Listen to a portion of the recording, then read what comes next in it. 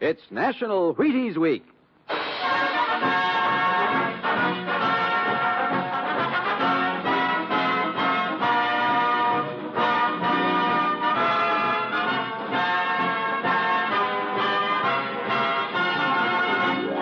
Yes, it's National Wheaties Week, and Wheaties present Dangerous Assignment.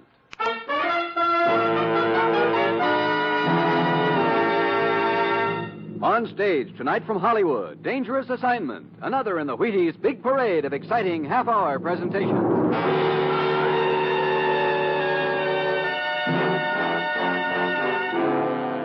Dangerous Assignment, starring Brian Donlevy as Steve Mitchell.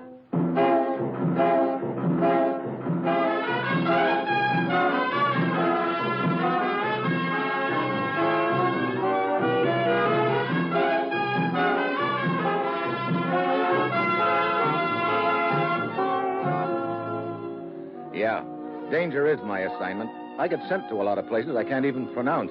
They all spell the same thing, though, trouble. But when I walk into the commissioner's office, I don't realize it's going to involve my trying to hold Western Europe together with 2 mirrors, a book of matches, and a rusty razor blade.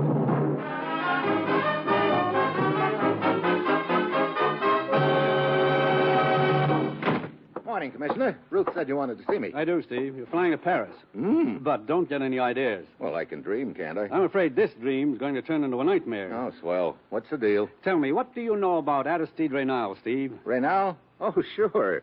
The Swiss Sherlock Holmes. A sleuth of the old school, complete with a derby hat, umbrella, and false faces. But a very right guy, even if he is left-handed.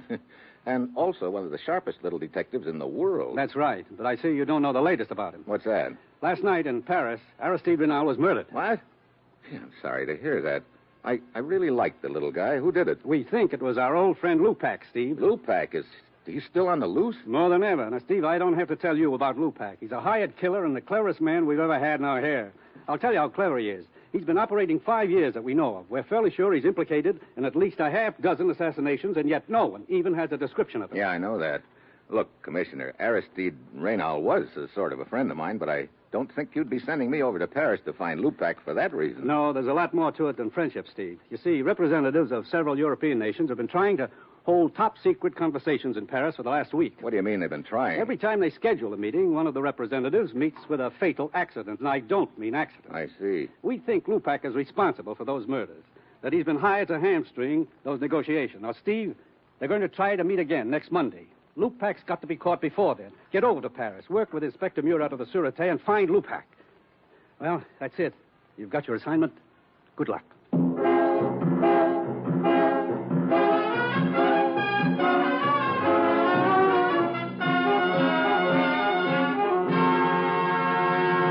Dangerous Assignment will continue in a moment. Now, here is the Wheaties man, Frank Martin. Say, friends, are you celebrating proper? It's National Wheaties Week, you know. National meaning everybody coast to coast. Wheaties meaning the whole wheat flakes with a wholehearted energy. And week meaning 7 big days for you and me to buy 'em, try 'em, and tell the neighbors. I'm eating 'em. My family's eating 'em. How about you and yours? Get Wheaties yourself and get with America. Come on, it's National Wheaties Week.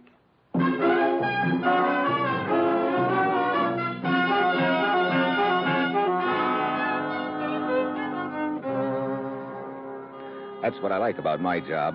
The commissioner's always so nice to me. He gives me a whole weekend in Paris, and all I have to do is find a killer nobody's ever lived to describe. I should be so lucky. Well, it's Friday when I get to Paris. I go to the headquarters of the French Sûreté, and Inspector Murat is waiting for me. Mitchell, all of us here at the Sûreté feel we have lost an honored colleague in Monsieur Aristide Reynal. What facts can you give me about Reynal's murder, Inspector? Unfortunately, very few. We know only that Reynal's body was discovered yesterday morning in the apartment of a man named Belog. Belog? Who's he? We have no idea, Mitchell. This Belog has dropped completely out of sight. Do you have any description of him? We have managed to piece together a slight description by questioning the other tenants. Belog is a small man, dark, with a mustache and a Van Dyke beard. He customarily wears horn-rimmed glasses and a beret. Great. That description could fit 1,000 guys in Paris. True. You know, there's a little idea pecking at my brain, Murat. I should not be surprised if it were the same idea that occurred to me, Mitchell. Namely, that this mysterious Monsieur Belog might be the hired killer we seek, Lupac. Yeah.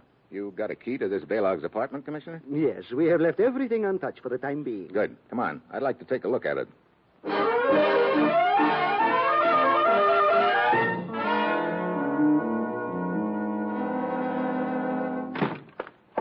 As you can see, it is quite a simple apartment. Yeah, pretty bare. You spot any items of interest here? A rusty razor blade in the bathroom. Oh, well, let's take a look. Yeah. And some whiskers in the washbowl. It is possible that Balog, after the killing, decided to shave off his mustache and beard. So now we're looking for a little man with horn-rimmed glasses, with or without mustache and beard. You know, we're getting less to go on by the minute. Funny? Indeed. I do not see any humor in it. No. I mean, this guy Balog must have been a pretty vain gent. How do you mean? He's got 2 mirrors in here. Oui, I noticed that. One of them here over the washbowl on the left side of the room in the corner, and another one in the middle of the wall. Perhaps he needed more light. There's as much light here as there is there. You are right. It is strange. Well, anything else, Inspector? There on the table in front of you. This matchbook? Yes. Note that there are but 2 matches remaining on the right side. Well, right now, I'm more interested in noting the name on the cover. Hugo's. What's that? A small restaurant on the Boulevard de Clichy. Well, when you don't know where to start, I guess one place is as good as any other, Inspector. Besides, I'm hungry anyway. I'll see you later.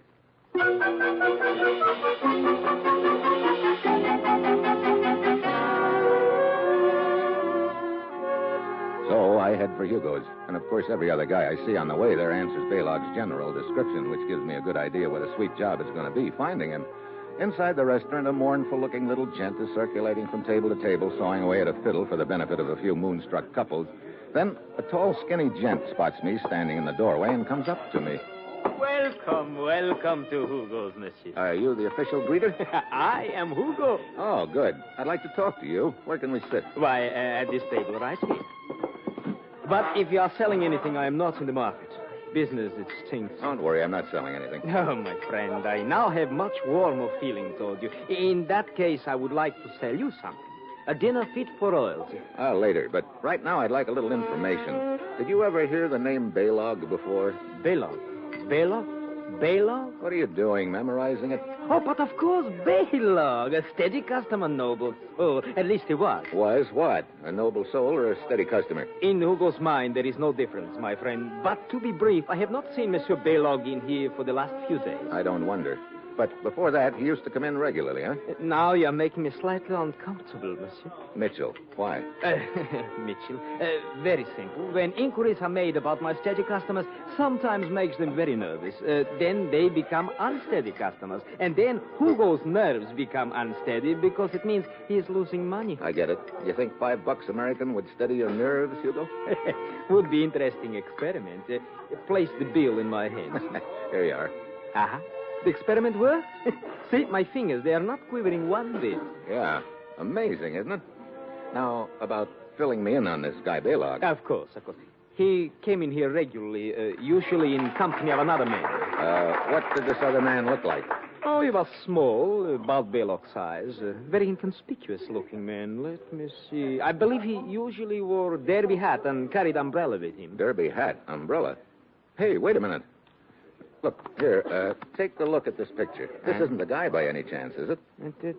But, of course, the very man. And you say that he and Balog were in here together all the time? Yes. You know the man in this picture? I knew him. His name was Aristide Renal. Well, the two of them seem quite friendly.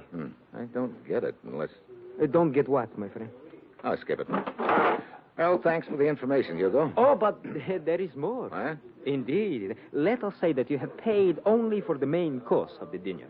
There remains dessert. You know, I don't see why you bother serving food in this place. You seem to do pretty well without it. One must live, my friend. Okay, steady fingers. Here's another 5 spot. Now, how about the dessert? You see, over that corner table, alone. The girl? Who else? Well, you said dessert, and you weren't kidding. French pastry yet. Who is she? Celeste. A, shall we say, friend of Balog's? That gives me 3 good reasons for talking to her. 3?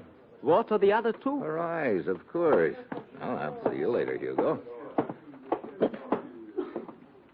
Hi. Hello. Mind if I join you?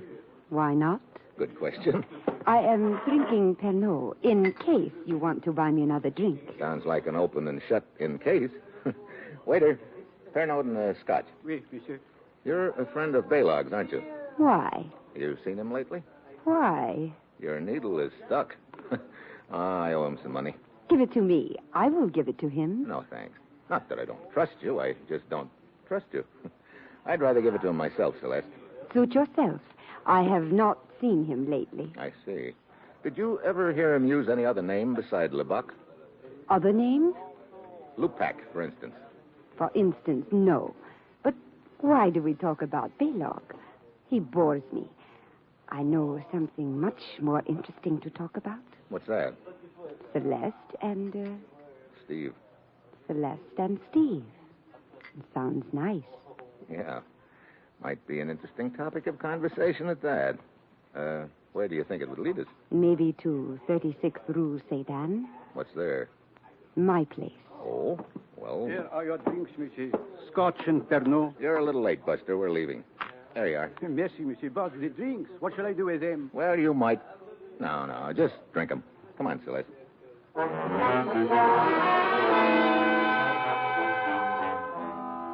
We drive up and stop at her place and start in. Then I catch a glimpse of a figure standing in the shadows of the alley across the street. Could be Baylog, alias Lupac. Celeste promises to wait, goes inside, and I walk down to the end of the block. Then I cross over and circle around that block. I came up the alley behind the guy, but when I get into the alley, there's enough light to tell me that no one else is in there. I come out across the street from Celeste's apartment, and still no one in sight. I start to turn for another look back down the alley, but just then an arm swings down out of the doorway beside me, and something awfully hard connects over my right ear. Knocks me to the ground. I fight to get up on my hands and knees, but just as I do, I get it again. I grab for the legs in front of my bleary eyes, but this guy must be enjoying it. The third time is the charm. Out I go.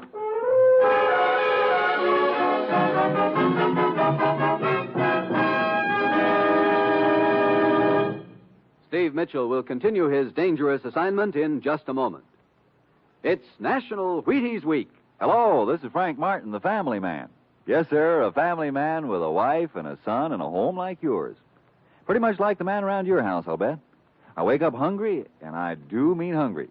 But my wife, bless her heart, has a cure for that. She has Wheaties ready with bananas sliced and the cream right handy. You know, that sure is a wonderful way to treat a man. So why don't you try it on yours during National Wheaties Week? If he's anything like me, he'll go for those Wheaties. Yes, and they can help keep him going, too.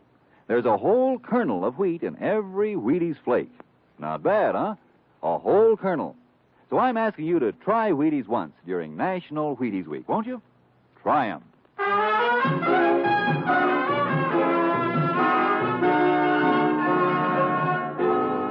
And now, back to Dangerous Assignment and Steve Mitchell.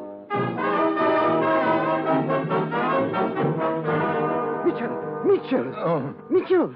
What? Oh, Inspector Murat. Oh, you are not so bad off after all. Don't take any bets on that. Oh, I'm glad. Brother, my head. What happened anyway? Oh, well, one of my patrolmen heard a commotion. He saw a man dragging you into this alley. The man fled. When the patrolman saw your identification papers, he called me, and here I am. Looks like I was about to get taken for the well-known ride. Who hit you? I wish I knew. Could have been Baylog. Hey, that reminds me. Come on, Inspector. We should have a talk with Celeste.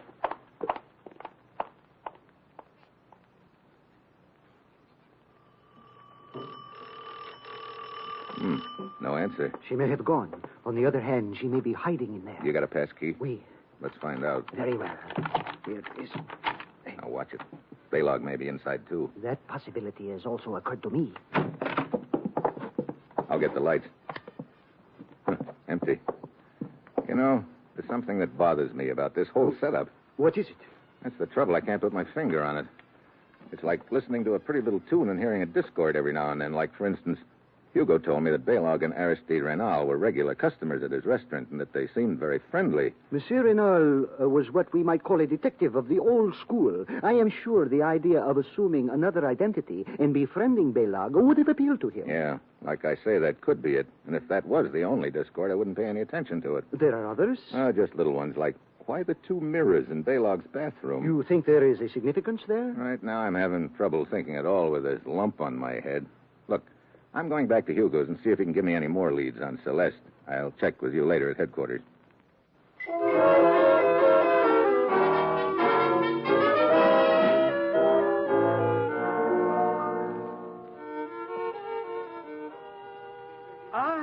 Good evening, Monsieur Mitchell. Hello, Hugo.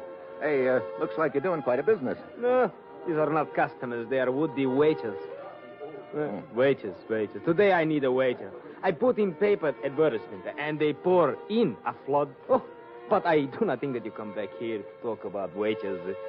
Did you find your friend Belov? No, I can't even find Celeste. No. Hey, there's $10 in it for you if you let me know the next time she drops in here. $10? $10. Is it a deal? My friend, for that I will not only let you know, I will have her here waiting for you in chains.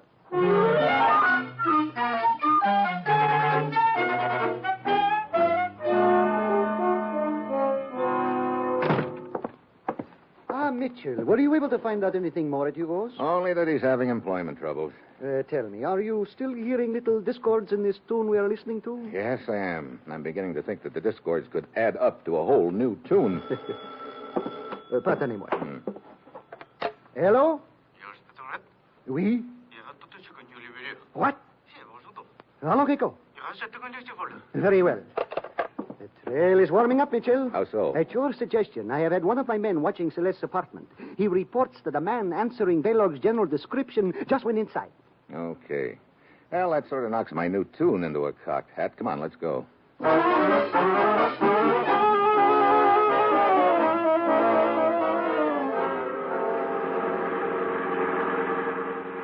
Better stop here, Inspector. Celeste's apartment is just ahead. Oui. There's a small open car parked up there in front of the apartment house. Yes, that is the car the suspect arrived in, according to the report my man gave me. Look, here he comes out the door. He's getting into the car. Mitchell, we must not let him escape. Hold it. Doesn't look like he's going anywhere. He's just sitting in the car. Huh. He's a little guy, all right. And Hugo said Belog was a little guy. He is not wearing glasses, however, and he is clean-shaven. Don't forget those whiskers in Belog's wash basin. He could have shaved his beard off. What are you going to do? Have a little talk with him. I'll be back in a minute. Be very careful, Mitchell. I beg your pardon. Oh, what is it? Have you got a match? Why, of course. Here. Thanks. Say, I wonder if you could help me. Help you? Yeah. I'm a tourist here, and I need a little information. Why, I'm rather in a hurry, and... Well, this won't take a minute. Here. This is a timetable for the Underground Railway, but I can't seem to figure out where the nearest station is. Oh, very well. Excuse me. I must put on my glasses. So, now let me see it. Oui, your nearest station is just off the Boulevard de Montparnasse. How do I get there? Let me see. You go down the street 2 blocks, then over 1, and then you turn... No, not so fast. Look, here's a piece of paper. Would you write it down for me? Oh, certainly.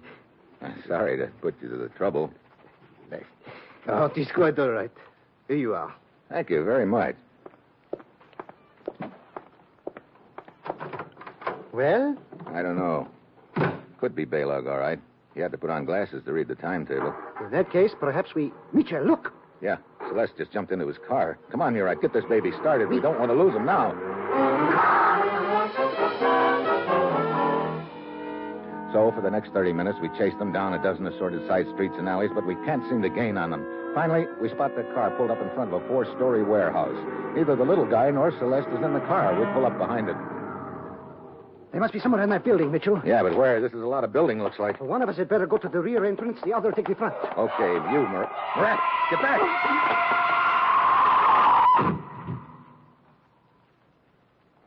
Mon Dieu. Brother. Well, this is the guy we were chasing, all right, or what's left of him. No identification on him, but that does not surprise me. Well, Mitchell, the case is closed. Our little friend, Belog, realized he was cornered. He preferred to administer justice to himself. Did he? I know what you are thinking, that perhaps he was pushed off the building. Well, perhaps he was. It is no matter. Either way, it would appear our case is closed. Yeah, Murat. That's just the way it would appear.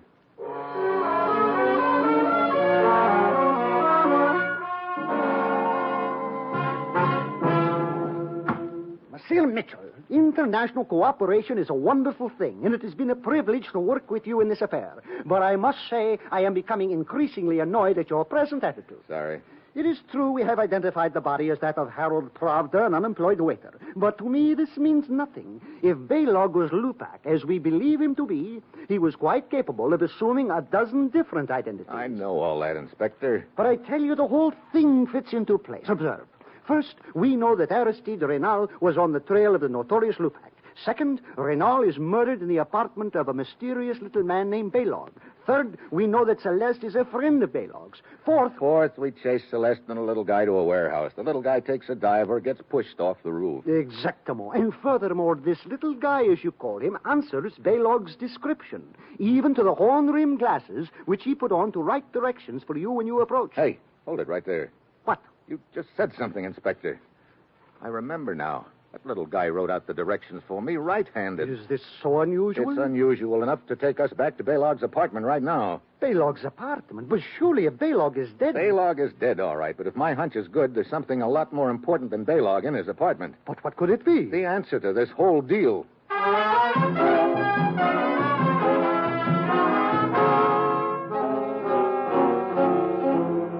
Inspector, one of the things you showed me when we were here in Baylog's apartment before was this matchbook on the table. But of course, that led us to Hugo's restaurant. Yeah, and that's all I was paying attention to at the time. I should have paid more attention to the fact that the remaining matches were on the right-hand side of the book. That means the person who was using those matches was left-handed. Granted, he picked off the matches with his left hand. Aristide Reynal was left-handed. Of course he was, Mitchell. We both know that. But what does that prove? We believe that Reynal was posing as a friend of Baylog's. They ate dinner together. Reynal obviously visited this apartment. As a matter of fact, this is where his body was discovered, if you will remember. Yeah, Reynal was left-handed. He probably used those matches. Now, come on into the bathroom. Very well. Now, this is the part I couldn't figure out before, Mirat, but it sure makes sense now, the two mirrors. But I still do not see... Look, the regular mirror is over the washbowl right here in the left-hand corner of the room. True. Now, pretend you're Baylog and you're going to shave. And also pretend you're left-handed. Well, all right. I would simply take a razor in my left hand and then... Mitchell. Yeah, that's right, Inspector. There's not enough room between the mirror and the wall on the left side for a left-handed man to shave. Yes. You'd probably cut your nose off. That is why Baylog set up the other mirror farther along the wall. Yeah. Inspector, doesn't it strike you as a pretty big coincidence that both Reynal and Baylog happen to be left-handed? What are you suggesting? I'm suggesting that Reynal and Baylog were one and the same man. What? But that is impossible. Is it? Look, we know Reynal liked to adopt various disguises. I think he grew a beard, rented this apartment under the name of Baylog, and went after Lupak. Then, when things got too warm, he shaved off his beard, but it was too late. Lupak killed him, and his body was correctly identified as Reynal. But Hugo himself told us he had seen Reynal and Baylog dining together frequently in his restaurant. That's the point, Inspector. That means that... That means that Hugo was lying. Well, Hello, Hugo. I figured you'd be pretty close on our trail at this point. I had to be sure you were convinced that the little man who, shall we say, fell off the roof was Baylog. Unfortunately, you're not convinced, that's all. then Hugo is Lupak. That's about the way it adds up. I have that honor indeed. Inspector, the hand away from the pocket, please. I admit there are more artistic ways of killing than with this gun of mine, but I am a practical man.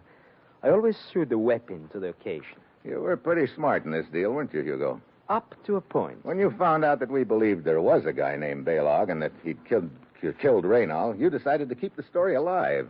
You even went so far as to hire a little waiter who might pass for Baylog. You made a deal with him to take us on a chase through town. Then you shoved him off the building, hoping that would close the case and take the heat off of you. Stay where you are. So it did not work. However, you are the only two who know it did not work.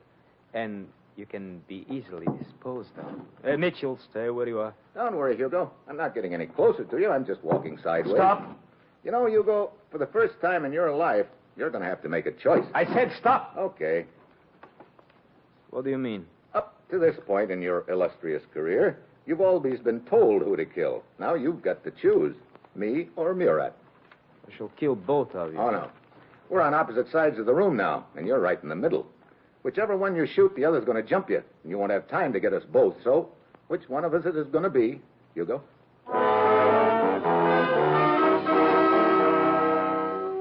Hugo licks his lips, jerking his head first towards me and then Murat. My plan is working. I'm almost to the light switch. Hugo takes another quick look at Murat, and I grab the switch and drop to the floor. I know Murat's got his gun out by now, like I have, but I also know Hugo's too smart to stay in one spot. I listen. No sound. I've got to figure out a way to trap him. Then I think of the small shaving mirror on the bathroom wall. I'm about 2 feet from the door. I ease into the bathroom flat on my stomach and get the mirror. Then I prop it up against the inside of the door so it'll reflect from behind the door out into the living room. I get behind the door and stick my gun through the crack.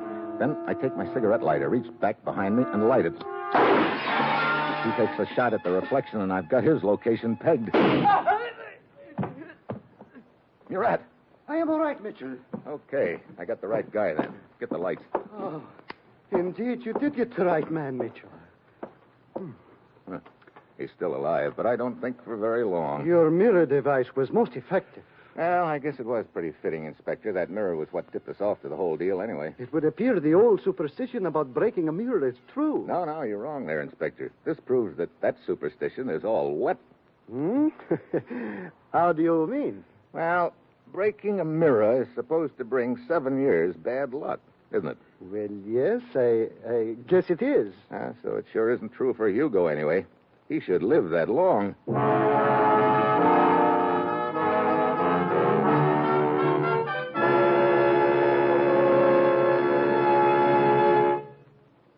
You have just heard the conclusion of Dangerous Assignment. Now, here is the Wheaties man, Frank Martin. It's National Wheaties Week. That was my wife. Sure, it's National Wheaties Week. So the Wheaties people asked her if she'd come to the studio tonight and tell the truth about me and Wheaties. Our little boy would have come, but he's only 3.5, and it's about time he was in bed. My wife's name is Maud Lee Martin, and she comes from Kentucky. Maybe you can tell it when you hear her talk. Thank you, honey. Well, I'm surely glad to have a chance to celebrate National Wheaties Week because we're really fond of Wheaties at our house. Our little boy Jeff eats them right out of the box. Your Wheaties announcer, my husband, eats Wheaties too. And I'd like to tell every wife listening, I really do think Wheaties make a great deal of difference in a man's work. I have a real nice feeling when I put Wheaties on the breakfast table because I know I'm giving my family a wonderful lot of real nourishment. If you haven't had Wheaties lately, pick up a package when you're at the store tomorrow and join the Martins at breakfast, won't you? Sure, do that. It's National Wheaties Week. Come on, everybody, to the Wheaties party. Eat a lot of Wheaties like the champions do. Dance together, cheek to cheek. This is National Wheaties Week. Eat a lot of Wheaties like the champions do. Wheaties at breakfast of champions.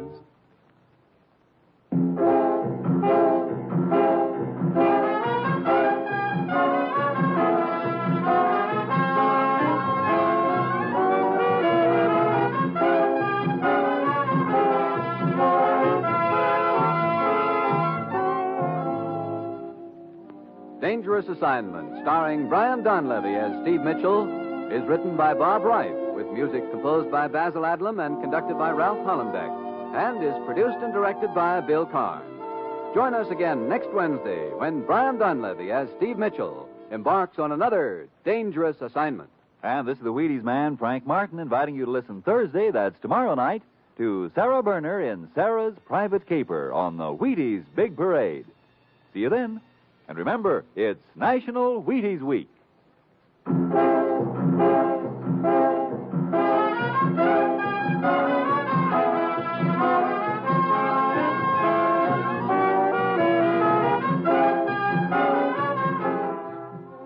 Dangerous Assignment came to you from Hollywood. 3 weeks from tonight, the great